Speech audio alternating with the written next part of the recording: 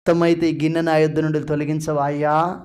అప్పుడు రక్తం గారుతుందట ఈ చెమటలకి ఏం రక్తపు బిందువుల వలె ఆయనే చెమట పడెను అని చెప్పి బైబిల్లో రాయబడ్డది. రక్తపు బిందువు లెక్క అంటే నరాలు తెగిపోయేంతగా. కొంతమందికి ఈ మధ్యకాలంలో ఒక 6-7 సంవత్సరాల క్రితం కావచ్చు పిడుస్ వ్యాధి అంటే భయంకరమైన పక్షవాతాలు వచ్చినాయి కొంతమందికి. నాకు తెలిసిన వాళ్ళకి ఇద్దరికి పక్షవాతం వచ్చే ముందు వాళ్ళకి ఎంతగా బీపీ పెరిగింది తెలుసా?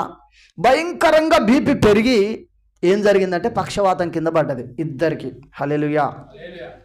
యేసుక్రీస్తు ప్రభుల వారు కూడా సిలువకు వెళ్ళే ముందు వీళ్ళకంటే ఎక్కువ బీపీ పెరిగింది ఆయనకు. నరాలు తెగిపోయేంతగా ఏడ్చిండు ఆయన, అంత టెన్షన్. ఎందుకంటే ఆయన కండ్ల ముందట కొరడాలతో కొట్టుట ఆయన చూస్తున్నాడు. హల్లెలూయా. ఆయన కండ్ల ముందట చేతులలో మేకులు కొట్టుట చూస్తున్నాడు. ఆయన కనుల ముందట దర్శనాలు కనపడుతున్నాయి, కలలు కనపడుతున్నాయి. అదంతా ఎరిగిన